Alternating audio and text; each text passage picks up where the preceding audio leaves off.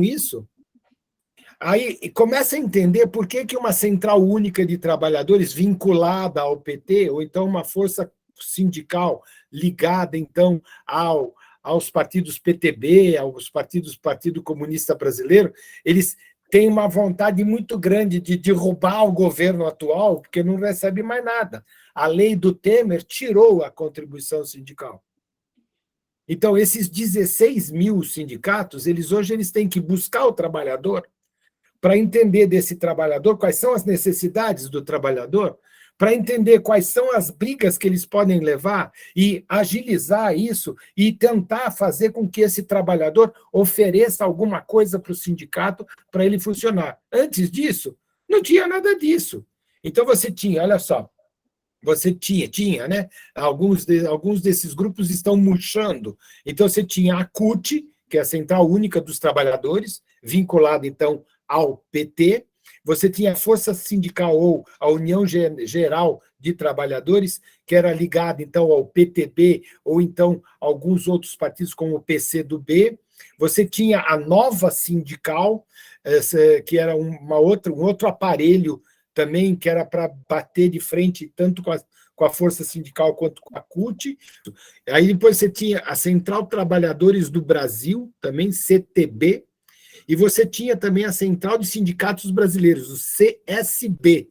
Olha só, esses sindicatos todos aí recebiam 10% do montante de dinheiro que era retirado do nosso bolso como contribuinte sindical. Acredite se quiser.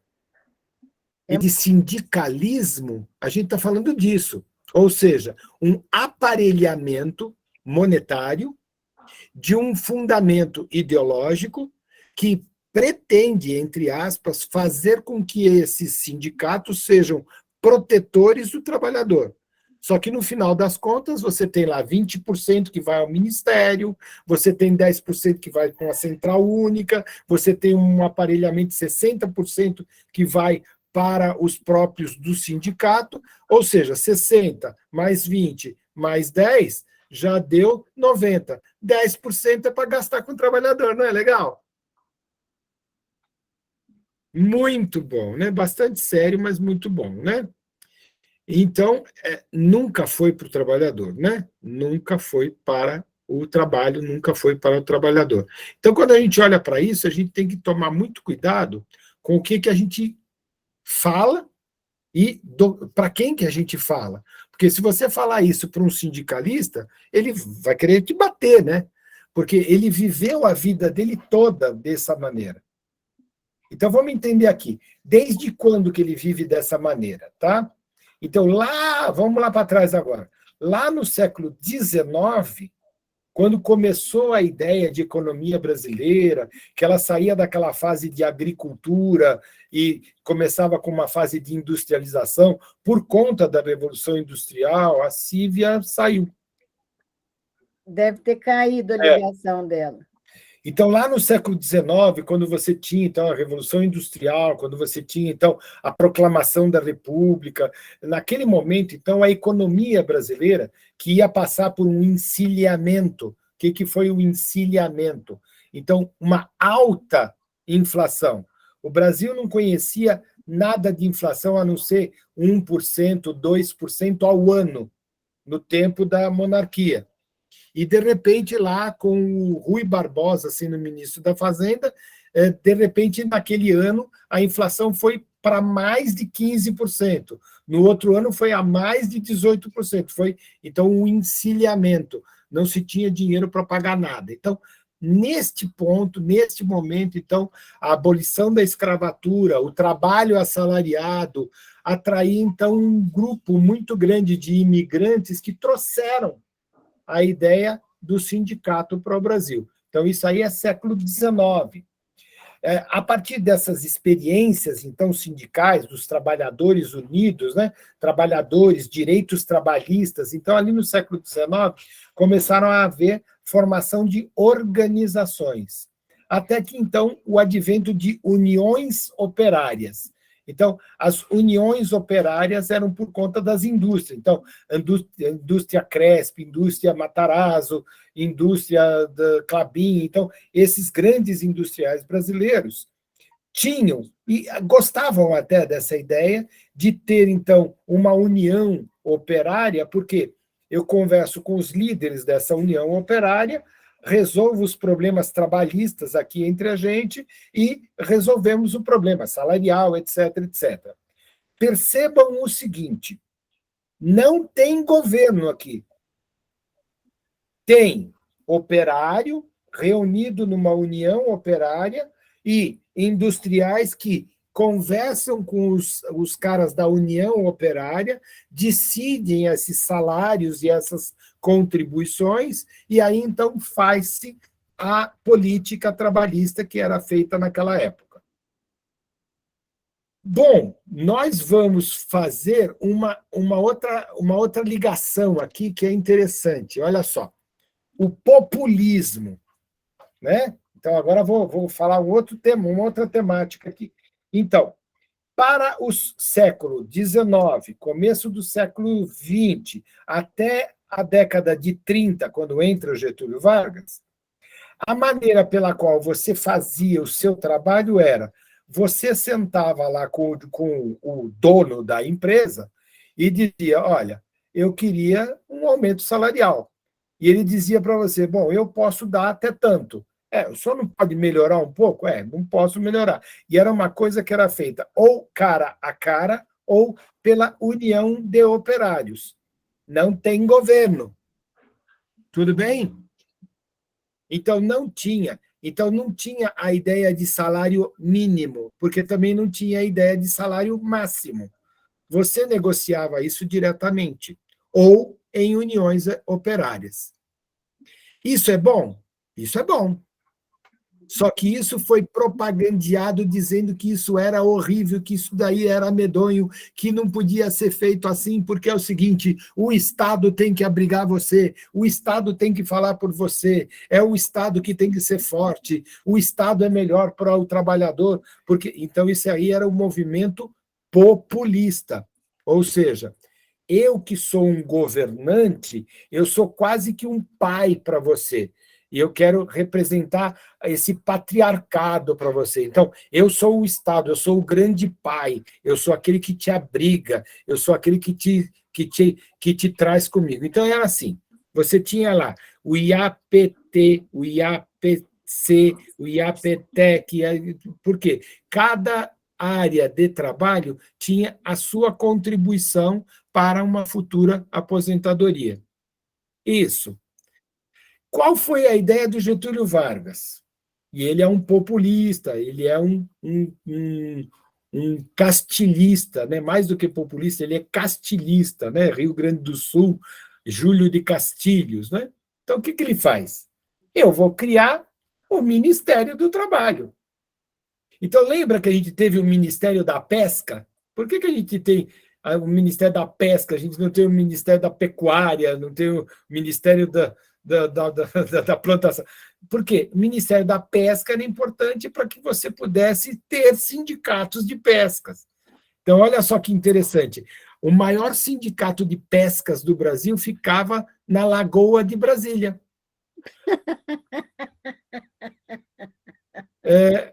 Então, aonde que pesca em Brasília? E que tipo de peixe que pesca no Lago Paranoá? Então, e tem um sindicato que é imenso, tem dezenas de pessoas, centenas de pessoas que são registradas no Sindicato de Pesca de Brasília. Você tem que atrelar isso ao Estado.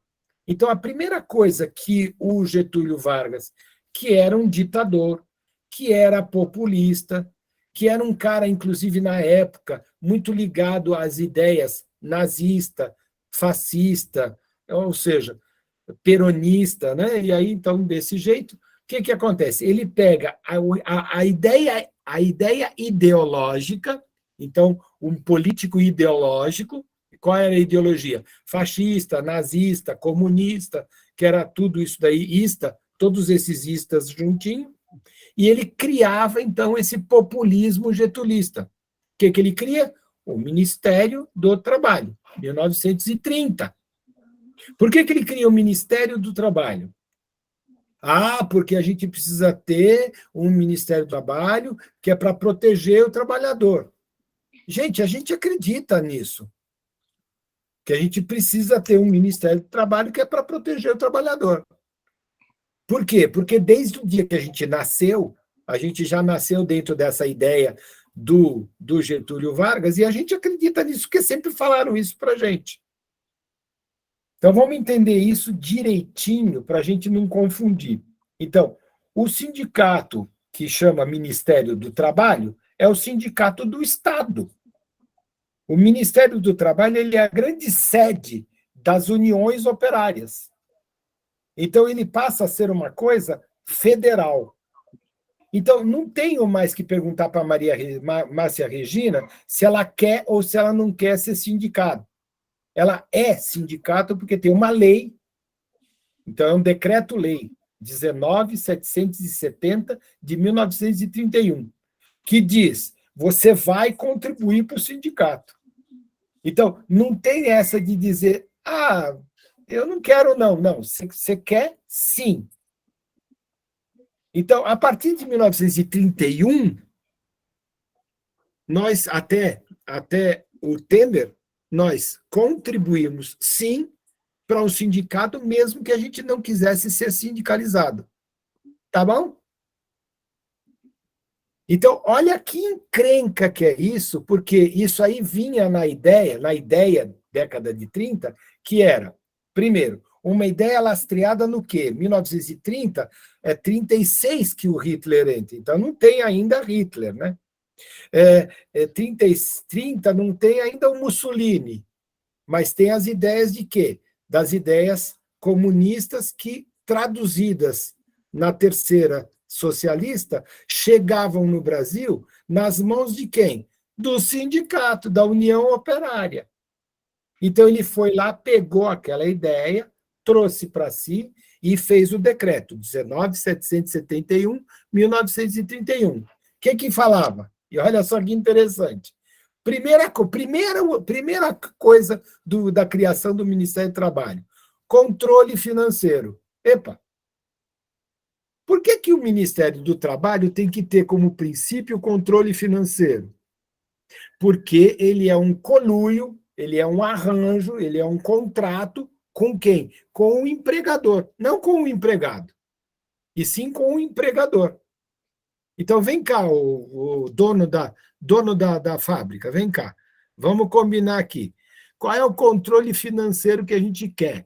Então, quais são os recursos que a gente pode ter para a gente poder dar para o sindicato não ficar revoltado contra você? Vamos lá, vamos combinar isso aqui? Só que uma parte disso é do Ministério do Trabalho, tudo bem? Então, eu vou proibir a utilização de recursos para esses caras quando eles estiverem, quer ver? Quando eles estiverem em período de greve. Então, eles não recebem esse recurso, tudo bem? Então, olha só, eu te dou uma legalidade para você que emprega, de que quando eles fizerem greve, eles não recebem isso aí. Mas quando eles não estão em greve, eles estão trabalhando, eles recebem essa dádiva. Não é legal? E aí o empregador disse, é legal, então tá dentro do Ministério do Trabalho. Então, pensa o seguinte, aonde é que isso daí está beneficiando, de fato, o trabalhador? Porque agora eu tenho, por exemplo, eu quero mais café, né? Não pode, porque se você levantar daqui agora para ir lá tomar café, você perde o dinheiro, a Vânia não te paga. Então, como é que é isso aí? Não, então eu vou cruzar o braço. Se você cruzar o braço, você não recebe. Então, mas pera, então antes eu podia fazer uma união de operários e conversar diretamente com o cara da fábrica. Agora eu tenho que falar com quem? Com o Ministério do Trabalho. Mas como é que eu falo com o Ministério do Trabalho? Não, você fala com o seu sindicato. Mas por que eu falo com o meu sindicato? Porque o sindicato sabe que se você tiver que fazer uma greve, se você tiver que trabalhar um recurso ao seu empregador, primeiro tem que passar por eles para eles entenderem o que eles vão perder nesse negócio. Então, virou um balcão de negócios. Olha só, é a primeira norma da lei número 19.770 de 1931. Estão entendendo o que eu estou falando? Tá. Outra coisa, que é divina. Segunda pauta da criação do Ministério do Trabalho, que é o seguinte: o Ministério do Trabalho participa das assembleias sindicais. Espera aí, o Ministério do Trabalho está do lado de quem? Porque ele vai lá e vai participar das assembleias sindicais, ou seja, o Ministério do Trabalho é o grande sindicato. Opa! Então, quer dizer que, para aprovar alguma coisa, tem que passar primeiro pelo Ministério do Trabalho. Tá. Terceira coisa que está ali colocada para o Ministério do Trabalho, que é o seguinte: as atividades políticas e ideológicas não podem existir por parte dos sindicatos. Olha que ideia. Ou seja, se eu tinha lá um sindicato que era anarquista, ele não pode existir mais. Se eu tinha um sindicato que tinha uma base comunista, ele não pode existir mais.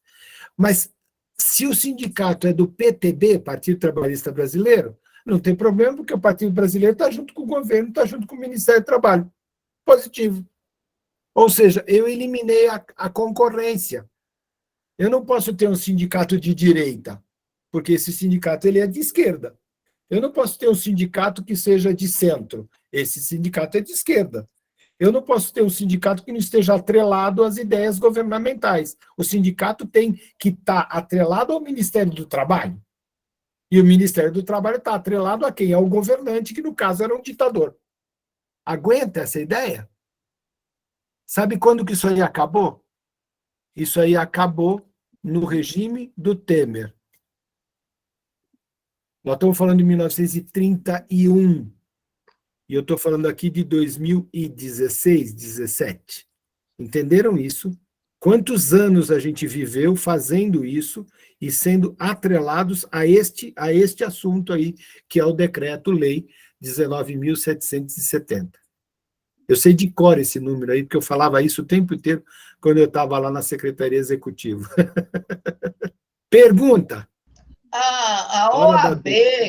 A OAB, o Conselho de Medicina, também são sindicatos? Não são sindicatos, mas agem como se fossem. São associações. Acabam atuando como se fossem sindicatos. Como intermediários. A OAB, então, sabe, Lucila, a OAB, então, ela ficou completamente tomada pela conduta ideológica de esquerda. É um negócio impressionante. Imagina, você forma juristas, você forma advogados, que tem que ter a carteira da OAB, e para você fazer parte dessa confraria chamada OAB, você necessariamente tem que responder a uma prova, a um questionário, e esse questionário tem tendências de esquerda. Você só passa se você disser aquilo que está ali colocado e perguntado para você. Caso contrário, você é um advogado que tem bacharelado. Você não pode advogar. Você consegue fazer uma faculdade de direito. Tem que ter o registro na OAB. O registro na OAB. Então, mas, imagina o seguinte. Para o de medicina, o Conselho de Medicina também tem teste? Não, né?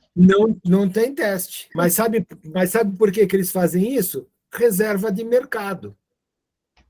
Então, olha só, a OAB é um imenso organismo de reserva de mercado, porque eu crio várias universidades, eu crio vários advogados, eu formo esses advogados, é grana e grana e grana que faculdades particulares ganham, esse moleque ganha todo o conhecimento de advocacia e ele não pode advogar. Por quê? A reserva de mercado faz com que ele tenha primeiro que passar por um teste, e esse teste ele é um teste que tem um desvio ideológico, e esse menino que vai lá e responde do jeito que ele acha que tem que responder, ele não passa. Porque ele tem que responder de acordo com o que a OAB assim o deseja. E aí, então, você forma essas coisas horríveis que você vê por aí, esses juízes doidos que você encontra pelo caminho, né? Estão entendendo isso? Outra Inclusive, coisa. professor, tem um Oi, caso oi. recente de um rapazinho que ele, acho que fez OAB não sei quantas vezes e não conseguiu. Da última prova, ele se suicidou. Ué. Porque às vezes a pessoa estuda, aí quando ele saiu, que acho que discutiram qual era a peça, não sei o que ele viu, que ele errou, ele se jogou lá na faculdade, se jogou e se matou. Pensa o seguinte, Assim, louco. pense o seguinte, é assim, um médico, e eu vou fazer uma comparação, né? Um médico, ele te opera, residente, ele ainda nem é um médico, ele vai ser residente e ele te opera. Ou seja, ele está com uma vida na mão e ele te opera porque ele já tem 6 anos de medicina e ele sabe te operar. Mas ele ainda não é um cardiologista, porque ele ainda está fazendo residência. Ele não é um oncologista, mas ele já sabe o que ele tem que fazer. E ele faz. Um advogado, ele advoga. Ele tem que seguir a lei. A lei, até eu sigo a lei. Agora, ele ficou lá 5 anos aprendendo essa lei e ele está pronto para fazer essa lei. E não está pronto, não. Ele tem que passar por uma prova. Nessa prova tem perguntas ultra específicas que tem uma tendência ideológica e se ele não responder de acordo com aquela tendência ideológica, ele não tira o diploma. Não é o diploma, ele não ganha uma carteirinha que diz que ele é advogado. Gente, outra coisa que aconteceu durante esses tempos, você tinha um fortíssimo sindicato de jornalistas. Pois então, a era PT, ela eliminou o diploma de jornalismo. Hoje em dia, você não tem a profissão regulamentada. Por que eles fizeram isso? Porque a regulamentação da profissão de comunicação foi feita em 1967. Então, como ela foi feita no período da ditadura militar, eles entenderam que publicitários, radialistas, cineastas e jornalistas não valem nada, porque a regulamentação daquela profissão foi feita num período ditatorial. Então, ao invés de substituir por uma nova legislação, não, elimina a ideia de profissão. E por quê? Porque o sindicato dos jornalistas, o sindicato dos radialistas, era uma categoria que não estava atrelada às CUTs, às forças sindicais, e negociavam diretamente com o empregador. Então, o empregador foi lá e buzinou, disse, olha, se não tiver a ideia de regulamentação, eu pago um advogado que vai fazer a parte de jornalismo na parte jurídica, eu pago um médico para falar sobre medicina, e eu não pago jornalista. Eu dou um cachê para aquele cara e depois ele vai lá para o consultório dele fazer as coisas dele. Então, a empresa jornalística ou de comunicação teve um custo menor, e o coitado do trabalhador que tinha um sindicato que era atrelado, que tinha uma regulamentação séria, desapareceu do mundo. Hoje, o cara que toma um cafezinho numa agência de publicidade, serve o cafezinho para você, ele é publicitário. Então, o cara que estudou 4 anos, que todas as técnicas, ele é igualzinho o cara que serve o café. Ele trabalha numa agência de publicidade, publicitário. Um jornalista, por exemplo, o cara fez história, né? E ele vai lá, quer ver só, o Caio Coppola, ele é um advogado, só que ele faz comentário de política no lugar de um jornalista. Eu gosto do Caio Coppola, acho que ele é competente, mas ele não é jornalista. No entanto, você tem lá jornalistas da CNN que diz que na bandeira do Brasil está escrito Independência ou Marte. Então, que tipo de jornalista que você está formando, para que tipo de público você está falando? Então, tudo isso veio desmanchando, denegrindo as profissões, né? Denegrindo mesmo, de propósito. Tá? Então, olha só, quando a gente está falando disso, nós estamos falando da lei, então, essa lei maluca, 19.770, de 1931, tá? Que entre essas coisas todas dizia, por exemplo, o veto, olha só, o veto de filiação de trabalhadores a organizações sindicais internacionais. Ou seja, o sindicato é brasileiro, vinculado no Ministério do Trabalho. Ele não pode, por exemplo, se unir ao sindicato da Argentina. Ele não pode se unir ao sindicato americano. Ele não pode se unir ao sindicato alemão. Por quê? Não pode. É vetado. Agora, é claro que essa grana vinha, só que ela entra como caixa 2. Está aí, olha só a corrupção. Ou seja, como eu não tenho uma união de trabalho, eu só tenho um Ministério do Trabalho que rege sobre aquilo, o que acontece? Outra coisa que o Getúlio fez, a proibição do funcionário público de ter sindicato. Por quê? Como que você vai ter um sindicato de funcionário público se dentro da ideia pública você tem um ministério público, que é o Ministério do Trabalho? Então, o grande sindicato é o Ministério do Trabalho. Então, o funcionário público não pode ter sindicato. Por que não? Por que ele não pode defender o seu salário? Por que ele não pode reivindicar as suas condições de trabalho? Porque nós estávamos sendo atrelados, nós estávamos sendo presos a uma ideia que o Estado resolve e você obedece.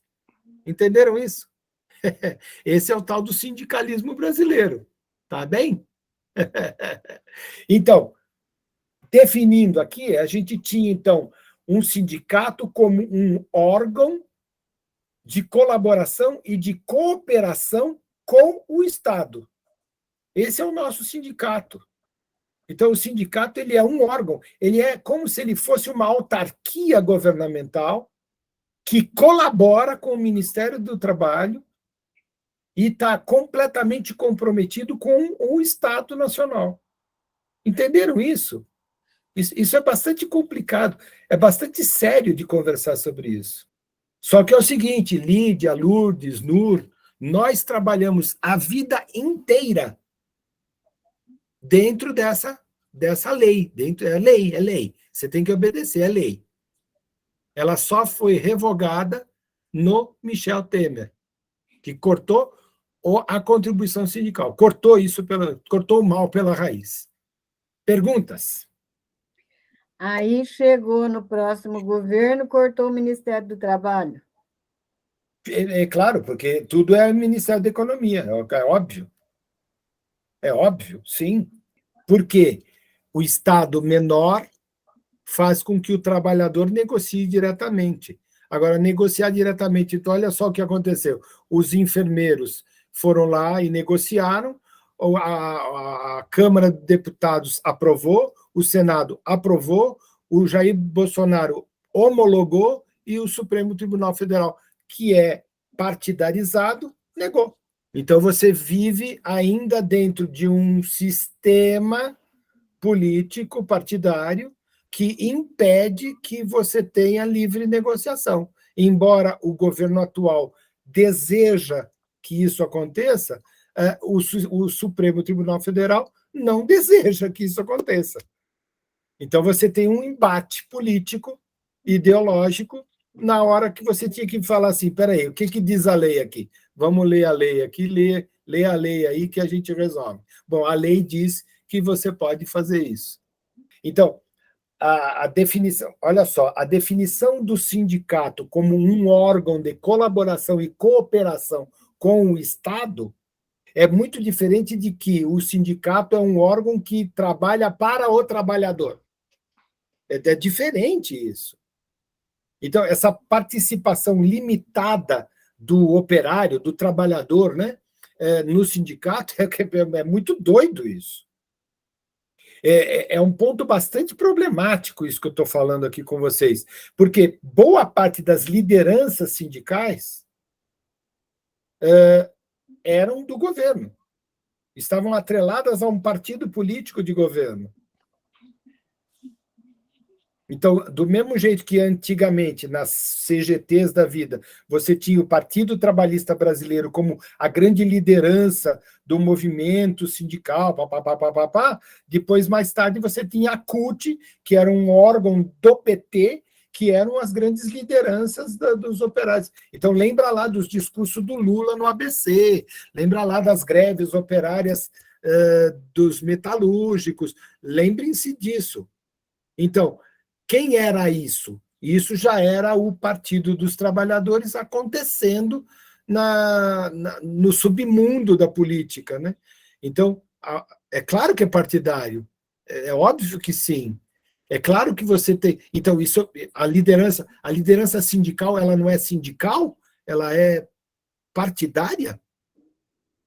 Então, desde 1931 que isso está estabelecido na lei. Isso só foi tirado no Temer. Então, a garantia desse sindicato como única categoria, então chamada então pela lei 19.771, então ela dizia o seguinte: há que haver, né? Há que haver uma unidade sindical. Então eles já previam que era necessário que essas coisas todas sindicais se unissem em uma única célula de unidade sindical. Mas pense o seguinte, vamos lá, eu tenho aqui R$100, tá? Desses R$100, Virgínia, você como sindicato, você vai levar R$60, tudo bem? Então é o seguinte, desses R$100 aqui que nós estamos aqui negociando, R$60 é seu, tá? Então, vamos lá. A Márcia quer ganhar R$100, mas R$60 vai ficar com a Virgínia. Tá. Então, quando eu for falar lá para a Márcia, eu vou dizer, Márcia, R$40. Deu para negociar R$40. Porque dos R$100, 60 foi para o seu bolso, tá? E isso é lei. Mas isso é a lei. Aí é que é mais engraçado. Só que é o seguinte, Márcia, só que desse dinheiro que você vai receber, Márcia, você vai ter que pagar 10%, porque esse dinheiro vai ao Ministério do Trabalho, que ele é o intermediador dessa nossa negociação. Então, 60% foi para a Virgínia, 10% foi para o Ministério do Trabalho. Márcia, só que é o seguinte, você ainda tem que pagar o sindicato. Então, você ainda tem que pagar aqui essa parte aqui do trabalho do sindicato. Então, Márcia, mais 20% que vai sair aí, que é para o Ministério do Trabalho entregar para a Central Única dos Trabalhadores, tá? Então, dos R$100 que nós fomos lá negociar, a Márcia saiu com 10 e acha que ganhou legal. A Virgínia, que é o sindicato, ganhou R$60 e acha pouco. Porque negociou com o cara da fábrica um contrabando ali, que entrou como caixa 2 e entrou para o sindicato. E a Virgínia, disse o seguinte: tem a Lucila, tem a Silvia, tem a Nur, que vocês podem mandar embora de boa, porque com esse dinheiro que vai mandar embora a Lucila, a Silvia e a Nur, vocês pagam os 10% da Márcia. E a gente vai dizer, não tivemos nada aqui fazer, porque o cara lá falou que ele não tem dinheiro e ele teve que dispensar, sabe? Não tem como, mas olha, tem o fundo de garantia, tem as indenizações, vocês vão receber, tá tudo ótimo. No final, Márcia ficou feliz, Lucília, Silvia e Nur ficaram desempregadas e a Virgínia ganhou um palacete, porque ela ganhou 60%. Gente, tudo isso que eu estou falando é lei. Isso foi aprovado pelo Getúlio Vargas e só foi quebrado no Michel Temer. É aquilo que eu falei, são 3,5 bilhões. Tá? Então, eu sei que eu estou assustando vocês. A Vânia falou, seria legal falar sobre o sindicato. Eu falei, falo. Que interessante. O Getúlio Vargas, ele, para resolver todos esses problemas, junto ao Ministério do Trabalho, que ele inventou, não é? Então, o que ele faz? Ele vai inventar também um regime de trabalho, tá?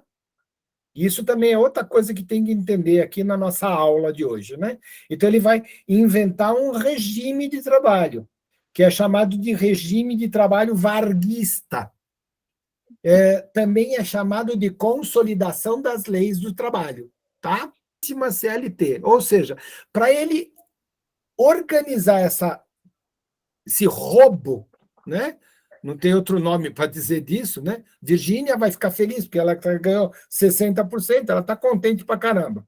A Márcia está contente, mas Lucila, Sívia e Nur estão tristes, ficaram desempregadas. Bem, ele faz a consolidação da lei dos trabalhos. E, para equilibrar essa questão, ele pega e faz assim: os institutos de previdência social viram um instituto de previdência social. Ou seja, eu vou atrelar todo mundo que vai querer um dia se aposentar a um único instituto, e esse único instituto ele está atrelado ao Ministério do Trabalho, que vai levar 10% disso tudo para dentro do caixa 2 deles lá, e para o funcionalismo público é diferente do para o funcionalismo privado. Então, o funcionário privado vai receber 80% do todo, e dentro desse 80%, tirado todos os impostos e todas as correções, você vai receber X. Então, o cara que vai se aposentar hoje ganha R$6.000 de aposentadoria. Não. Ele ganha 80% de R$6.000. Então, ele ganha 4.500. Mas você continua pagando a Previdência, você continua pagando imposto, então dá 3.225. E disso daí você vai viver. Aí você fala, mas eu ganhava R$25.000 trabalhando. Por que agora eu ganho 3? Porque essa é a lei. Ela está errada? Não, ela existe desde 1931. Vocês nunca reclamaram. O funcionário público, ele recebe o último salário reajustado sempre, mas paga 11% de imposto. Por quê? Ele paga o Ministério do Trabalho, ele paga as suas contribuições e o governo fica feliz. Gente, se isso não é um assalto à mão armada, em conluio com o sindicato, em conluio com o governo, atrelado a uma ideologia, completamente partidarizado, eu não sei dizer o que é. Entenderam? Perguntas? Em 30 isso daí acontece, em 40 isso é renomado, e em 46 não, em 45, 46 é a Constituição, em 45, quando acaba o Estado Novo, tinha que cair todas essas leis, não é? Claro que não. Por quê? Elas impunham controle de greve, elas impunham e atrelavam ao Ministério do Trabalho toda a negociação do empregado, elas impunham uma grana toda que era tirada de nós compulsoriamente. Então, por que eu vou tirar? Deixa aí, deixa quietinho. Então, olha só, a nossa CLT é de 1942. E ela, até hoje de manhã, ela não foi mudada. Mas teve aquela mini reforma, né? Mini reforma que não reformou nada. Então, olha aquilo absurdo, gente. Eu sou regido nas minhas leis trabalhistas como se eu vivesse antes do término da Segunda Guerra Mundial. Será que isso ainda vale? Então, você falou aí da ideia, a luta sindical dos anos 60, por exemplo, que você teve, que teve lá, então, o Congresso Sindical Nacional, lá em década de 60. Nós estávamos partindo para uma ideia cubana, uma ideia maoísta, foi interessante acho que é o 3º Congresso Sindical. Então, o Comando Geral dos Trabalhadores, a CGT, então, o PTB, que era a CGT, né? Então, tinha essa ideia das grandes greves, das grandes manifestações grevistas, isso década de 60.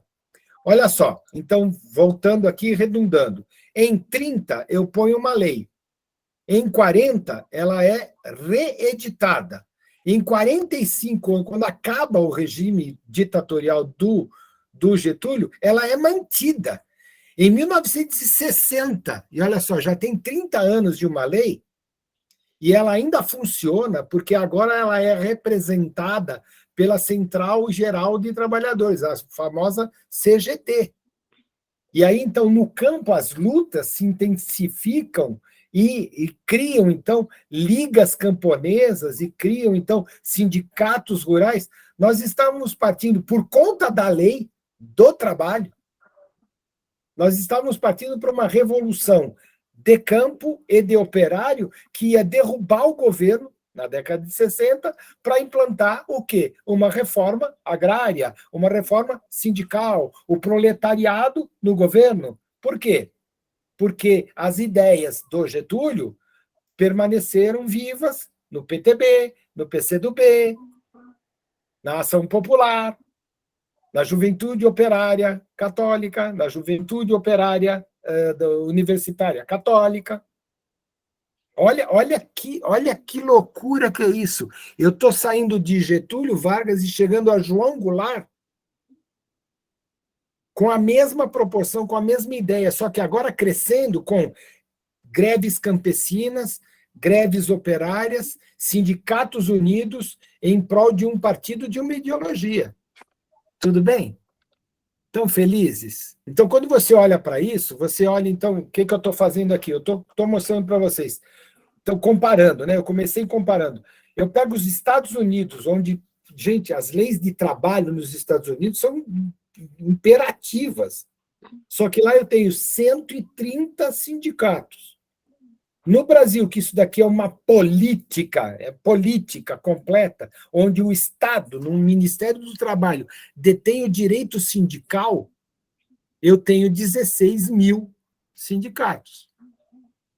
Por quê? Melhor estar do lado do poder e poder tirar uma grana de vocês, que chega a 3,5 bilhões por ano, dá dinheiro para todo mundo, do que eu tentar negociar lá e para a Márcia ganhar uma graninha e a Lucila Silva e a Nur não perder o emprego, né? Então, eu estou mandando vocês embora toda hora, né? Mas, enfim, é o exemplo. Então, ao invés da Virgínia perguntar para a Márcia, para a Lucila, para a Silvia e para a Nur o que elas desejam e aí negociar com a Vânia para saber como é que fica a coisa, não. Ela pega 60% aqui, está tudo bem, e os outros que se dane. Isso vai de 30% a 60%, isso ainda vai ser renovado em 70%, isso vai ter uma quebra de continuidade em 64, mas nem os militares conseguiram mexer nisso. Então, olha só, o crescimento do movimento sindical tem uma interrupção, vai no golpe, o chamado golpe de 1964. Então, o movimento de trabalhadores, que era intenso nas guerrilhas urbanas, nas guerrilhas campesinas, parou, né? Opa, o militar chegou aí, toma cuidado que a gente vai ser preso, vão matar a gente, é melhor ficar quietinho. Então, perseguições vão acontecer, porque o mundo cubano, o mundo comunista, o mundo maoísta já estava implantado dentro do Brasil. Então, esse sindicalismo ele vai demorar um tempinho ali para voltar às forças. Então, quando ele consegue renascer? 6 anos depois, 1970. Então, ele leva um tempo grande, ele leva 6 anos para ficar escondido debaixo da cama e aparecer de novo no palco das atividades políticas. Por quê? Porque, olha só, 1968, você tem o AI-5. 1970, você começa a ter um período de distensão, porque só em 1979, 78 para 79, é que acaba o AI-5. Então, eles tinham que voltar a ter as suas representações, ainda dentro dos partidos. Nessa época não tinha PTB, mas tinha o MDB. Então, o MDB passava a ser a força sindical, daí força sindical, e aí então vai nascer esse novo sindicalismo, que é chamado de novo sindicalismo, não tem de novo coisa nenhuma. Ele vai crescer 70, 73, 74, em 75 ele explode. porque ele é a maior arma e a melhor representação, porque ele está dentro do Ministério do Trabalho e ele está sendo ao lado do governo, como, então, a célula de revolução contra o regime militar. Olha que interessante isso aí. Então, quando você retoma as greves e você começa a trabalhar com a paralisação das fábricas brasileiras, então aí as greves de metalúrgicos, é exatamente a volta desse sindicalismo getulista, populista, comunista, que está voltando. Então, o movimento de greve acontece por quê? E olha só, na época, a reposição de 31% de salário. E por conta do quê? O governo, então, tinha uma inflação. Então, eles queriam o seguinte, tem que reajustar conforme a inflação. Então, eu não posso ter perda salarial. Então, lembra aquelas notações do DIEESE, que dizia o salário mínimo tinha que ser de 7 mil e não sei quanto, quando o salário mínimo era de 2 mil, e eles botavam uma projeção, porque eles faziam, tira os zeros todos que foram tirados, amplia isso com o valor monetário, e, gente, o cara que ganha 1.000 tinha que ganhar 10 mil. Sim, mas a política econômica daquela época era essa? Claro que não. Mas quando você falava, nossa, eu podia ganhar 10 mil, estou ganhando 1.000, você já saía na rua de greve facinho, né?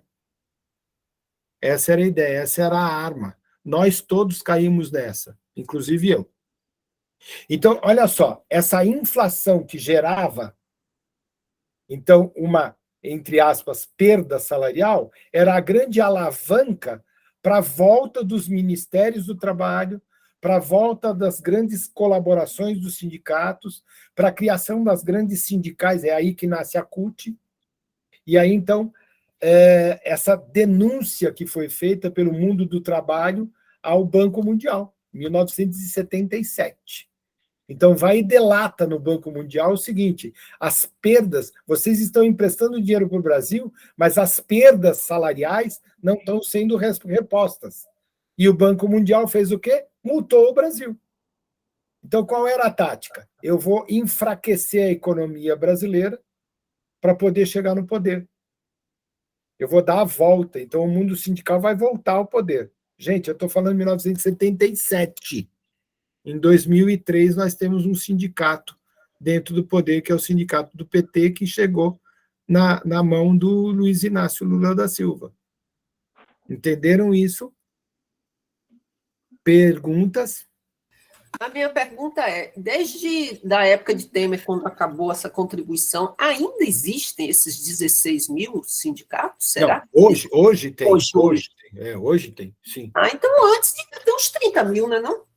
Olha, eu não tenho a conta, eu sei de hoje, eu sei da conta de hoje. Uhum.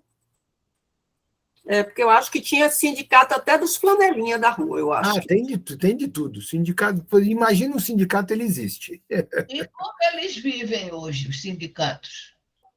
Então, estão muito mal das pernas. Por exemplo, a CUT acabou de vender a sede dela, porque ela não tem dinheiro para sustentar a sede.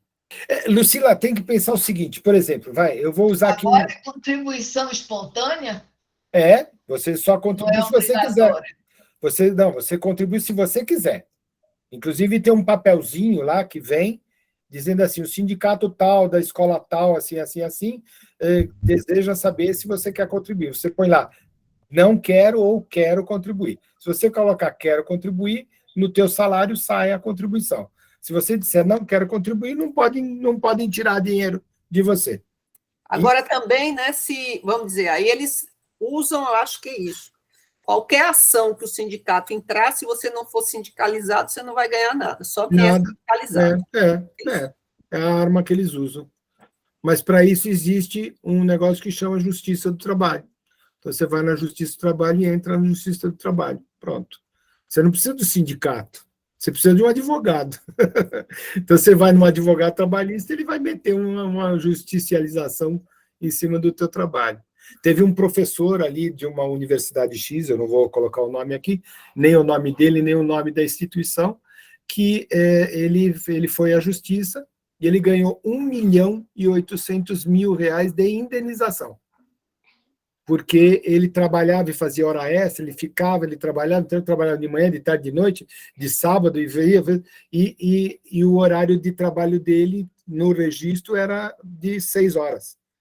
Então, e ele provou isso, porque tinha as permanências dele todas lá colocadas, nunca pagaram hora extra, tá, tem que pagar. Então, ele foi lá, entrou, mas entrou na hora, o Ministério do Trabalho deu ganho de causa para ele. Agora, algumas causas são caberosas, né? E aí, então, isso demanda um tempo danado de justiça que vai demorar.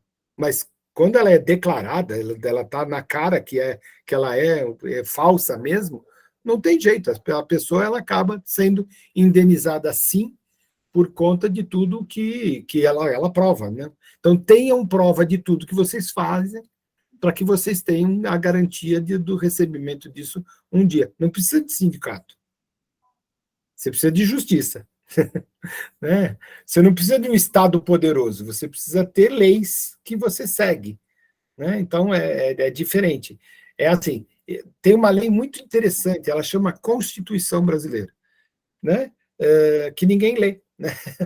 Então, se você souber as leis que são as leis constitucionais, porque elas são mais poderosas do que as leis cíveis, né? Então, porque ela é maior do que a lei civil, e você tem todas as garantias, porque ali tem todas as suas garantias e todos os seus deveres. Então, cumpra os seus deveres e você terá direito a todas as suas garantias.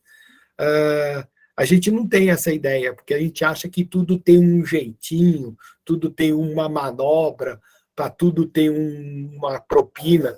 Então, tem que parar isso, né? Um dia tem que parar isso aí. Mas, professor, infelizmente, a gente conhece vários casos que vai, mas quando chega no STF, se é alguma coisa que é contra o governo ou alguma empresa forte... Mas aí é que está. Então, vamos lá. Infelizmente, na Constituição de 1988, nós colocamos lá uma cláusula que ficou complicada, que é assim: quem julga o STF é o Senado. Então, por que foi colocado isso na Constituição?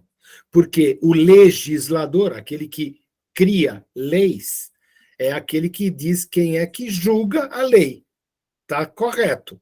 Então, quem julga o Supremo Tribunal Federal é o maior legislador, que é o Senado da República. Tá.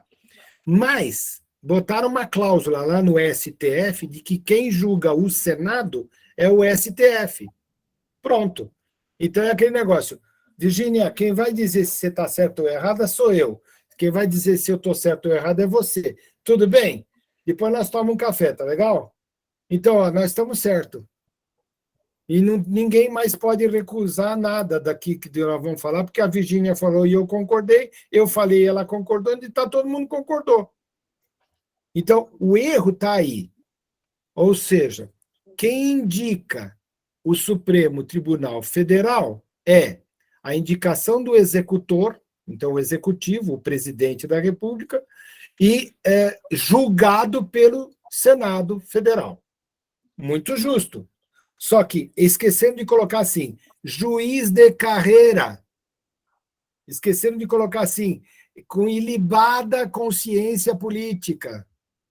Então, o que acontece? Você tem lá, de todos os ministros do Supremo Tribunal Federal, um é juiz. Um. Todos os outros são advogados. Então, pense o seguinte, vou aqui falar do Sérgio Moro. O Sérgio Moro, que é um juiz, ele foi julgado por advogados que, indicados por um presidente que estava preso, são os caras que dizem se o juiz estava ou não estava correto. E eles dizem que o juiz estava errado porque eles, como advogados, protegem o cliente. Então, o advogado tem que proteger o cliente. O juiz julga os autos, o advogado defende a vítima. Então, quando chega lá, por uma estrutura de governo, então o advogado ele defende uma causa. Ele não lê os autos, ele defende a causa. Então, defendida a causa é o seguinte: disseram que o julgamento não podia ser feito sem o lugar onde a pessoa estava. Então, a pessoa estava onde? Em Brasília. O outro julgamento é feito aonde? No Guarujá. E o outro é feito em Atibaia. Mas ele foi julgado no Paraná. Cancela tudo. Por quê? Para o advogado, aquela lei que ele lê, ele diz assim: o lugar de julgamento é aqui. Então não pode ser aqui. Tá, se não pode ser aqui, está anulado. E outra, pergunta para todos os advogados do STF, eles vão dizer: está certo, está correto.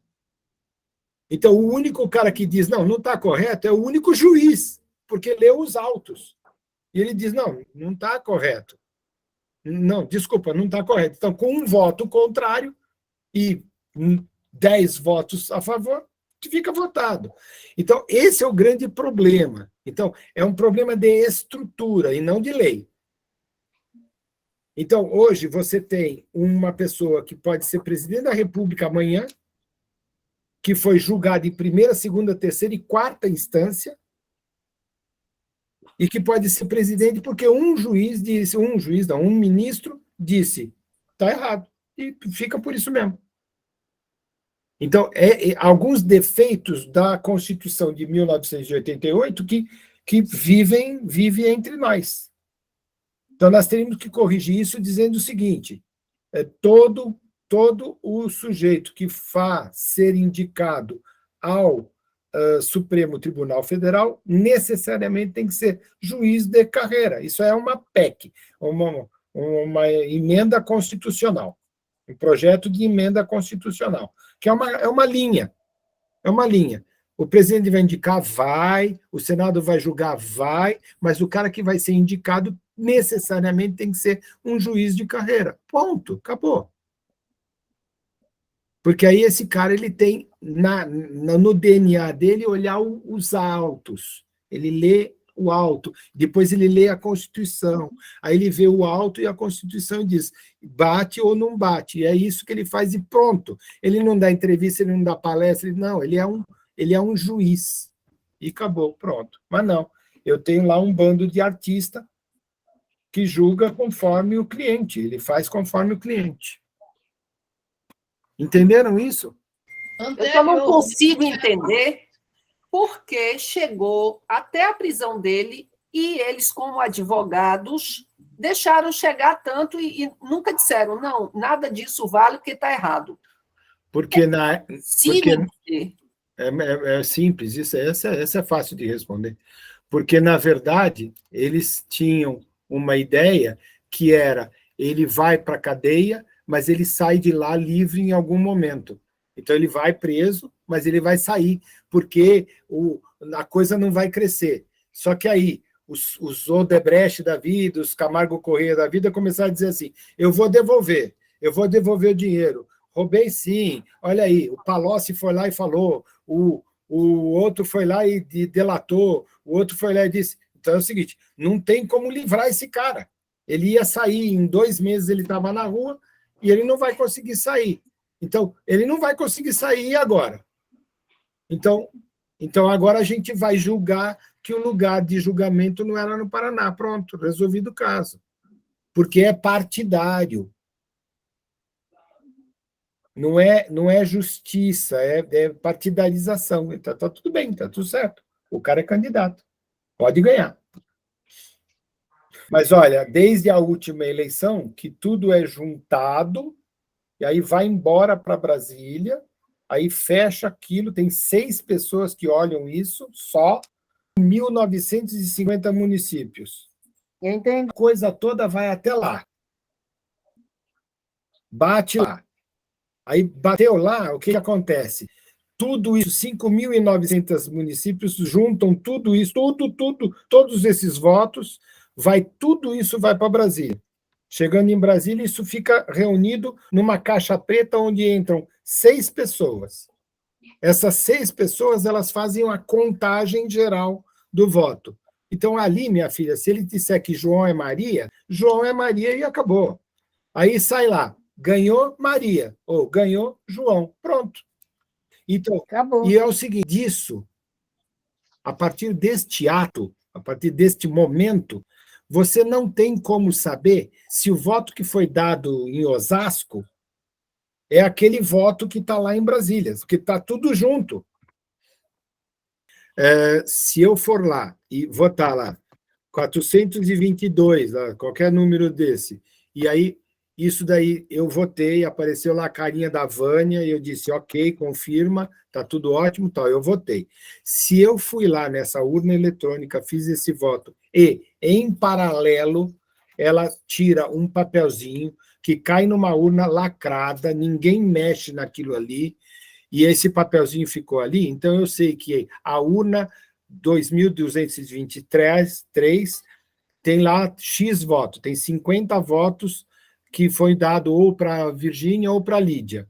Então, tá bom. Aí, naquela urna lá, deu Lídia.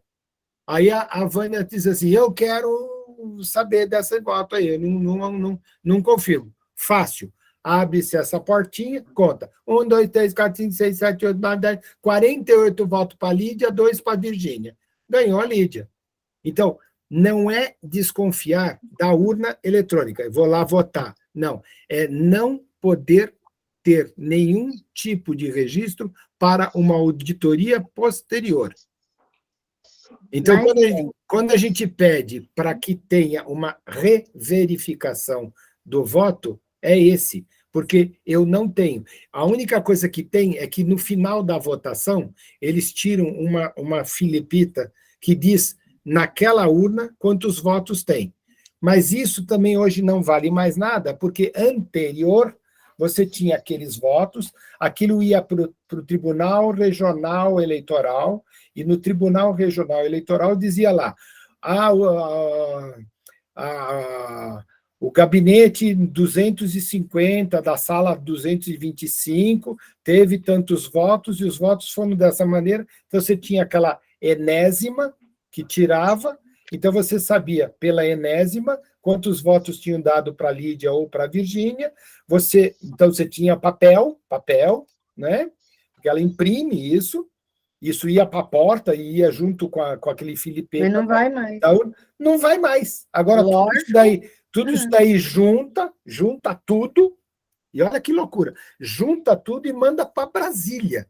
Então, o cara que mora na Penha, ele votou na Penha, só que olha o que esse voto faz. Esse voto pega, vai embora lá para Brasília, e quando volta diz assim, o governador do estado de São Paulo é o João Dória.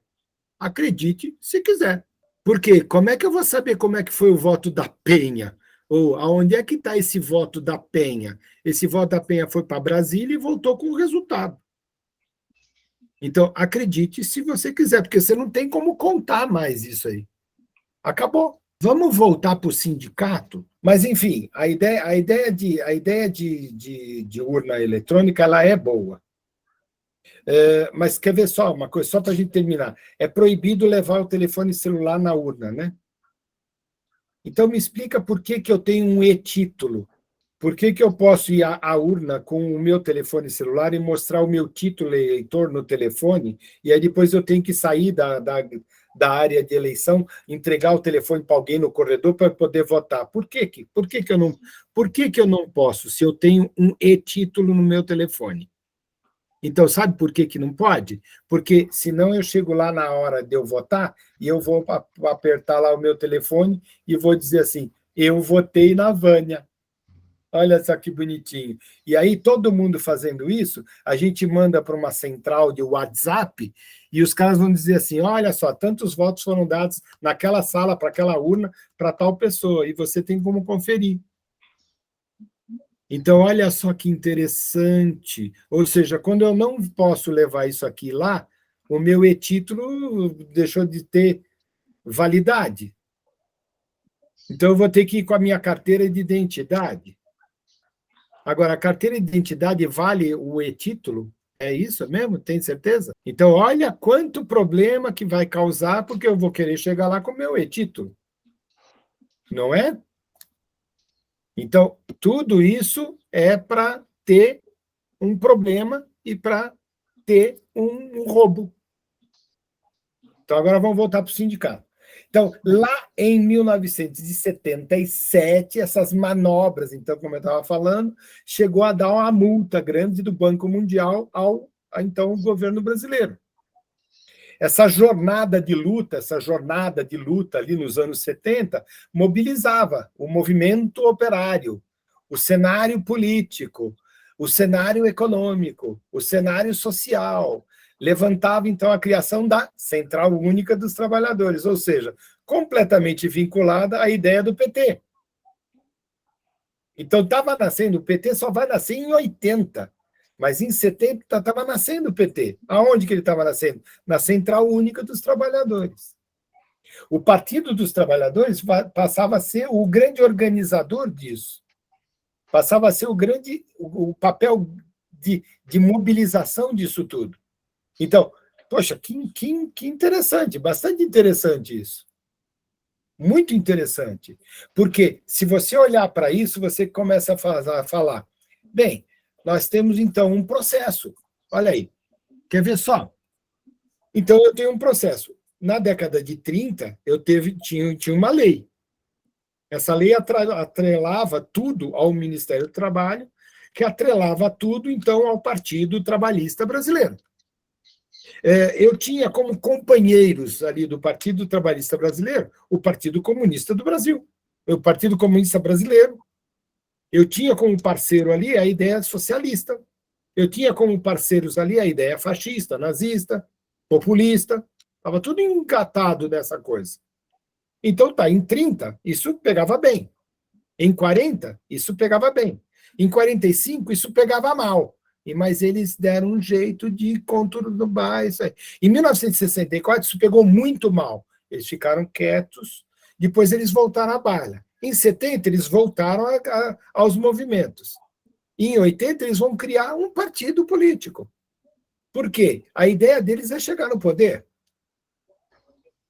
Então, olha a trajetória que tem o Ministério do Trabalho do Getúlio Vargas, com a consolidação das leis do trabalho do Getúlio Vargas, com a ideia da Previdência Social de Getúlio Vargas, com a ideia do PT.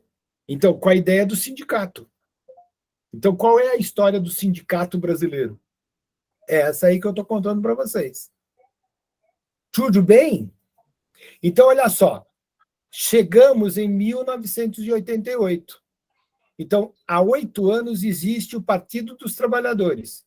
E agora a ideia é realizar uma nova Constituição. Por que eu tinha que realizar uma nova Constituição? Porque a nossa outra Constituição era de 1967. Ela é uma Constituição do tempo do regime militar.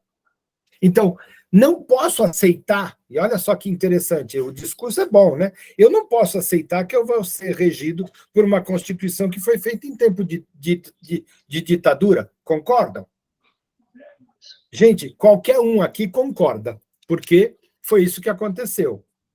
Só que ninguém perguntou se as leis que estavam lá colocadas eram boas ou não. Ninguém colocou lá se as leis que estavam lá colocadas na Constituição de 67 eram sociais. Ninguém perguntou se aquelas leis elas cumpriam, por exemplo, a Constituição de 1946.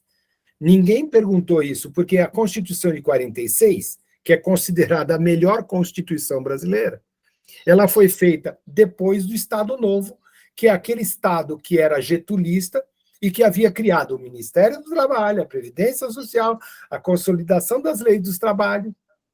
Entenderam isso? Então, nada disso foi sendo mudado, nada disso foi sendo alterado, nada disso foi sendo mexido, porque você ia mexer aonde? Numa estrutura que dava quietinho 10% de 3,5 bilhões por ano. Tudo bem? Sem fazer nada. 20% disso ia a centrais de trabalhadores, sem que eles tivessem nem que se mexer. 60% disso ia ao sindicato.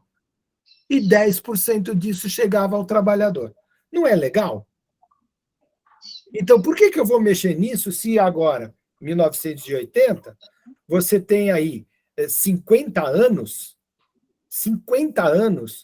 de uma lei que não foi alterada. Por que eu vou mexer nisso? Então, eu não vou mexer nisso. Então, a ideia de trabalhar a ideia de autorização do Ministério do Trabalho para, então, o funcionamento dos sindicatos. Então, por exemplo, promovendo, possibilitando uma sindicalização de servidores públicos, por exemplo. Por que eu não posso colocar na minha Constituição nova essa possibilidade? Vai? Se eu estou indo para um mundo sindical, se desde a década de 70 eu estou indo para um movimento sindical, que tal se eu tiver um movimento sindical de sindicatos públicos? Seria bom, não seria? Todos eles vinculados ao Ministério do Trabalho, não era bom? Olha só, eu estou propondo aqui, em 1988, o regime do Sarney, indo para a eleição do Collor de Mello, eu estou propondo o seguinte, que o sindicato também agora comece a trabalhar com o sindicato público para formar um imenso Ministério do Trabalho, que é a célula máter do sindicalismo brasileiro. Não é legal isso? Poxa, muito bom, né? Ou seja, o Estado teria completo controle de tudo quanto é trabalho que acontecesse no país. Não é bom isso? Pois é. Se eu perguntasse em 1988, todo mundo ia dizer que é. Sem contar, professor, que a conta é muito simples. Vai um dia de seu trabalho para o sindicato, então qualquer sindicato sabe o valor do seu salário. E outra, sem perguntar para você. Não precisa perguntar.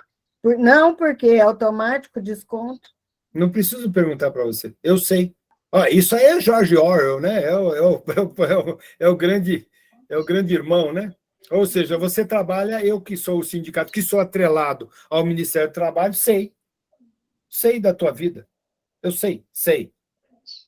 E eu não pergunto para você, eu não preciso perguntar, eu sei. E assim, o Ministério do Trabalho sabe todos os trabalhos. Todos. E outra, recebe 10% de tudo isso sem absolutamente fazer nada. É interessante. Então, o que acontece? Essa herança do sindicalismo, do período da era chamada Era Vargas, né, continuam, permanecem. Elas continuaram, elas estão imbricadas na Constituinte de 1988 e mais do que isso, elas foram para a Constituição, elas não ficaram no campo da Constituinte, numa discussão se seria bom ou não, elas foram para dentro da Constituição, sim. O imposto obrigatório, sim. O imposto obrigatório na unidade sindical, sim. Por quê? Porque era exatamente aquilo que, na derrocada daquilo que era o regime militar, vinha na ideia socialista de implantação de um parlamento forte, porque a nossa Constituição é parlamentarista, ela não é presidencialista. Então, ela vem no bojo de uma ideia de parlamento, então quem manda no país é o parlamento. Então, é claro que, óbvio, atrelado a um parlamento, um executor que tem um ministério, onde tem um Ministério do Trabalho. É evidente que sim, é claro que sim. Essas estruturas, né? Essas estruturas, elas estavam prontas, elas estavam presentes no governo. Então, como é que era o governo? Era o tal do governo de coalizão. Então, o que você fazia? Vamos fazer o ministério. Chama lá o PTB, pergunta quem é o ministro do Trabalho. O PTB dominava completamente o trabalho brasileiro. Completamente. Como a Vânia falou, o cara pegava e falava assim, um terço que o cara pagou foi isso, ele ganha 30 avos. 30 avos. 30 avos ele ganha tanto, é só multiplicar, é uma conta. Então eu falava, Virgínia, você ganha bem, né? Fala, Lucila. E agora que não tem o Ministério do Trabalho, esse dinheiro vai para o Ministério... Não é mais recolhido. Não tem mais. Mas quem recolhe? Não recolhe mais. Ninguém recolhe. Se você quiser pagar, você paga direto ao sindicato. Se você quiser. Se quiser. Mas aí o dinheiro fica no sindicato ou vai para... Fica no sindicato para o trabalho do sindicato, sim. Agora, A ideia, Lucila, entre 2003 e 2013, então eu estou pegando aqui 10 anos, em 10 anos do governo do PT, se inaugurou mais de 2.000 sindicatos no Brasil. Imagine.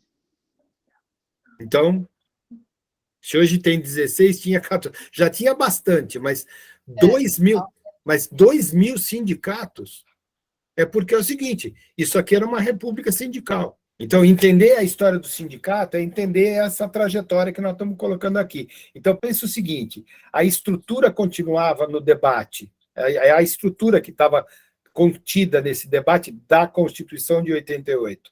É a estrutura. Então, como? Porque uma Constituição, ela pensa, é a estrutura. Então, uma coisa que se colocou lá na Constituição, que era para ser regulamentada, era reforma sindical. Só que isso nunca foi pensado. Por quê? A quem interessa fazer uma reforma sindical? Pensa bem. Por exemplo, o sindicato quer uma reforma sindical? Não. nunca. O antigo Ministério do Trabalho queria fazer uma reforma sindical? Mas como? Eu ganho uma fortuna com esse dinheiro todo ano. Todo ano. Eu ganho milhões todo ano sem fazer absolutamente nada. Por que eu vou fazer alguma coisa? Então, muito pelo contrário. Eu estou arredondando, 17.000 sindicatos que existem no Brasil, é uma coisa maluca, porque isso daí gera uma grana fenomenal. É uma máquina de fazer dinheiro. E outra, você não precisa fazer nada. É que agora não tem mais a contribuição sindical, então isso ficou complicado, né? O sindicato ficou bem, bem ruim, né?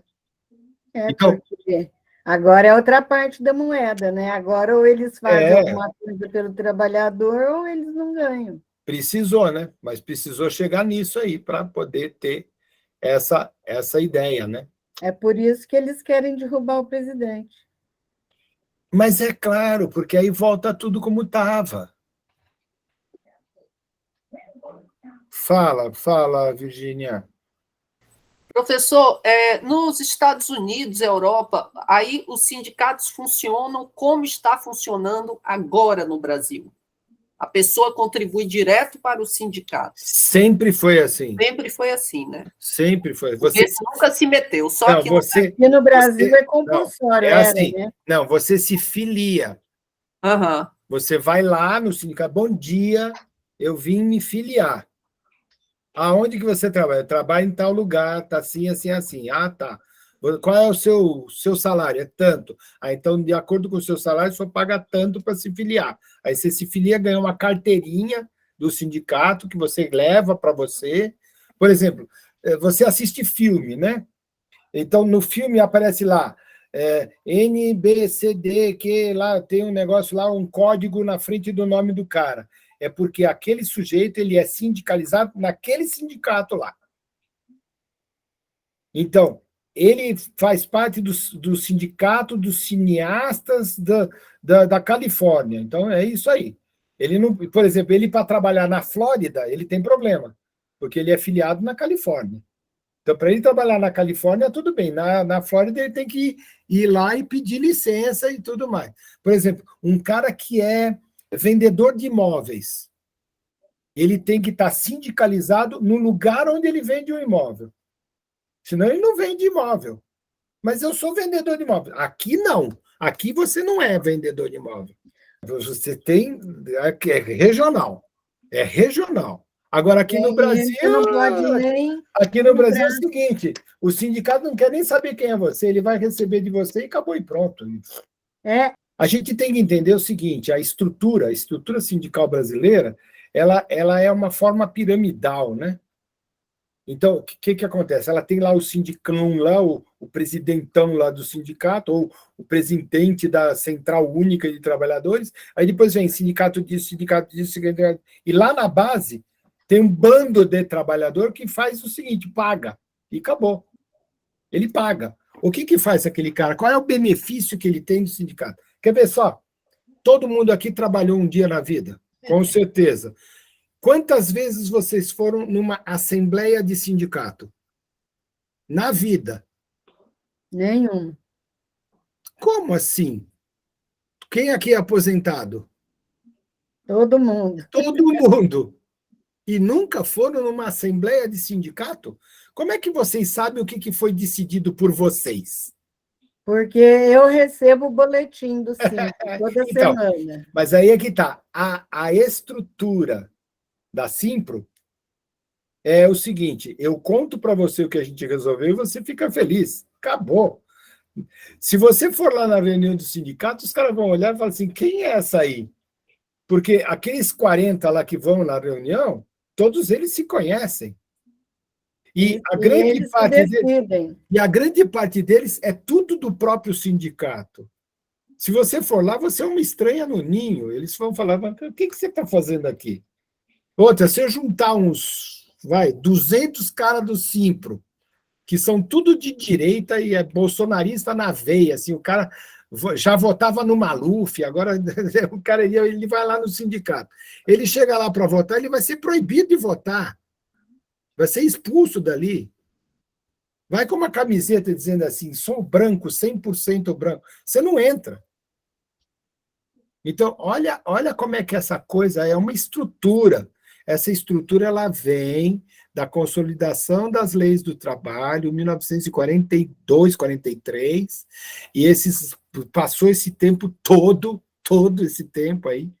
Então, tem coisas que foram feitas, mas de acordo com a Constituição Federal, no seu artigo 8º, então está lá, dizendo lá, fixa a Assembleia Geral das confederações, da contribuição assistencial, previdenciária. Então está lá colocado como é que é isso. Só que é o seguinte, por uma lei do Michel Temer, isso foi cancelado. Então isso foi uma coisa, mas uma coisa muito boa, porque simplesmente tirou um poder. Do nenê. Tirou uma coisa muito importante, que era o seguinte: eles não precisavam fazer nada e ganhavam uma grana fantástica.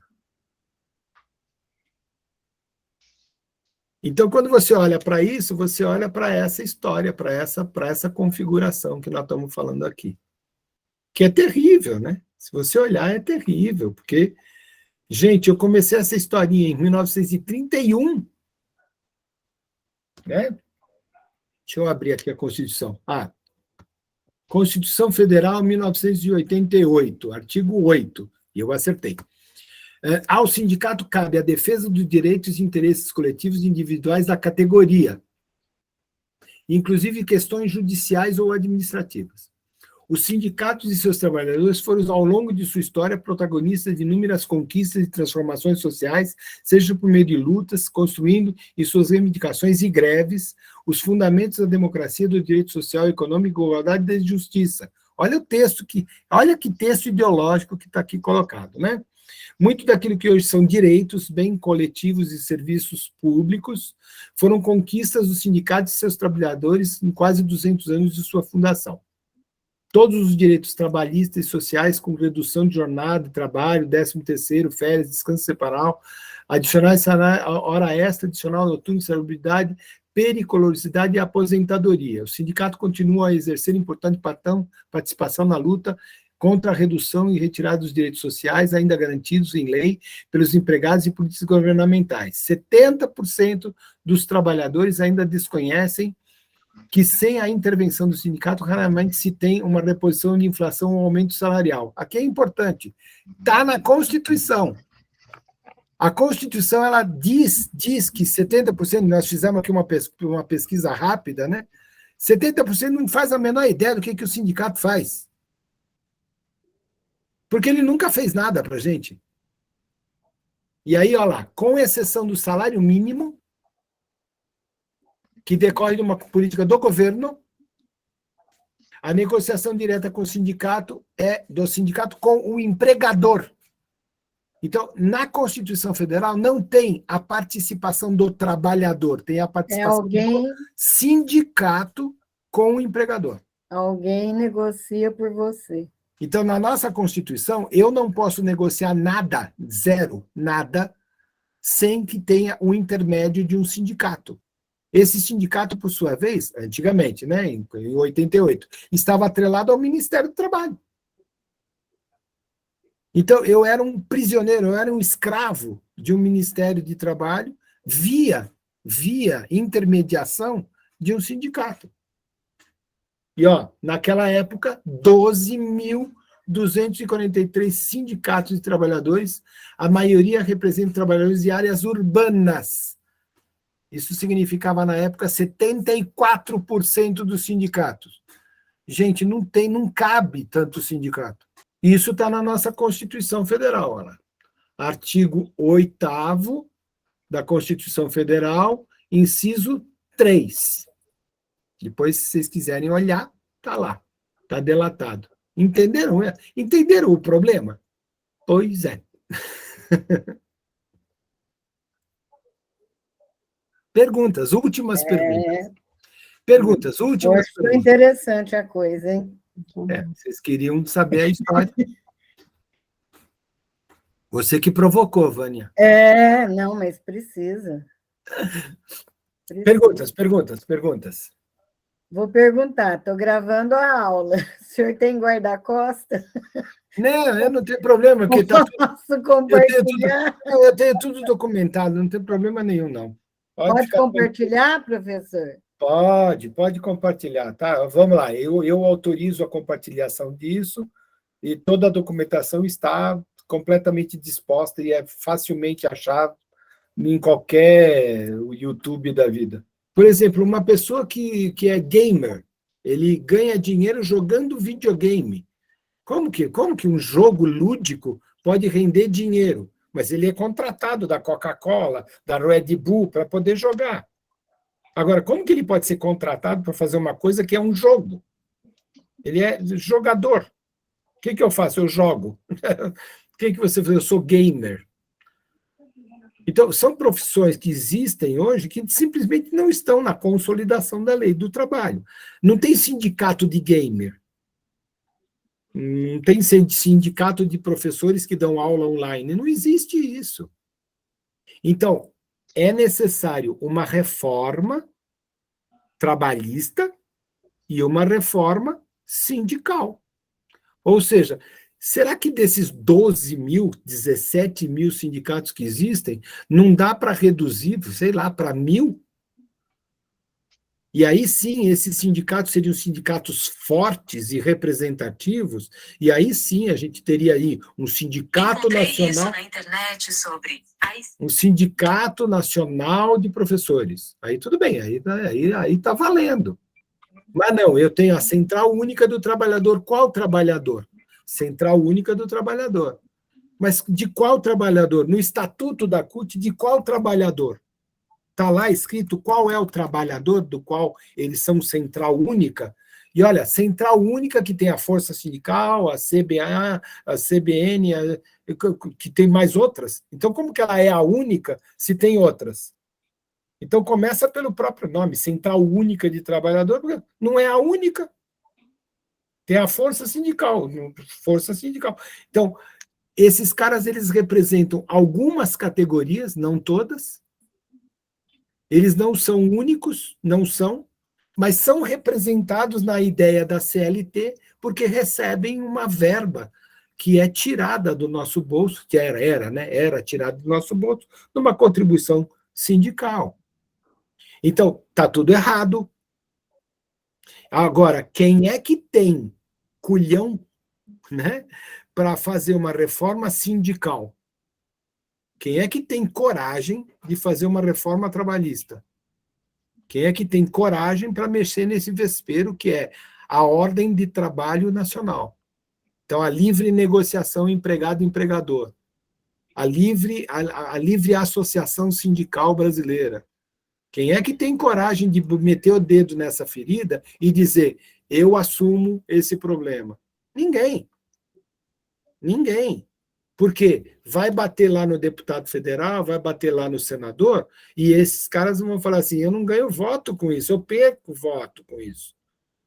Porque o sindicato vai fazer tudo contra a minha ideia. Então ele diz, eu não vou mexer nesse vespeiro. não é? Então, carteira verde e amarela para o trabalhador que é temporário, mas como é que começa, como é que os nossos netos, os nossos filhos começam a trabalhar? Porque é o seguinte, você tem experiência de trabalho? Não, senhor. Ah, então, obrigado. Ah, você tem experiência? Ah, tenho. Eu trabalhei 45 anos no mesmo trabalho. Tal. Ah, você é muito velho, então não tem um trabalho para você. Então, ou você é muito novo e não tem experiência, ou você é muito velho e não consegue trabalhar mais. Então, como é que fica? Porque eu tenho que ter experiência para começar a trabalhar. Então, como que eu consigo começar a aprender? Como é que eu faço? Então, fizeram algumas leis, o pequeno aprendiz, o início de carreira, CIEE, então, interessante. Mas virou o quê? Escravatura. Porque o cara fica 3, 4 meses trabalhando, manda embora, pega outros 3. Aí manda embora, pega outros para 3. Depois manda embora. Então, não é reforma. Isso não é uma reforma. Isso deforma, não reforma. Então, nós precisamos, no Brasil, sim, de um sindicato atuante, sim. Eu sou a favor do sindicato? Sim, mas não esse. Eu sou a favor de uma lei de trabalho? Com certeza, mas não essa. Essa é de 42, não me serve. O mundo mudou completamente, Mudou, né? e mudou muito. Quando nós começamos a ter aula, eu saía daqui, pegava o metrô, ia até Moema, falava com vocês, a gente comia bolinho e depois voltava. Agora, a única que fica comendo sobremesa é a Nur, quando começa a aula. E passa vontade de todo mundo. Não é assim? Então, olha só, nós estamos nos encontrando.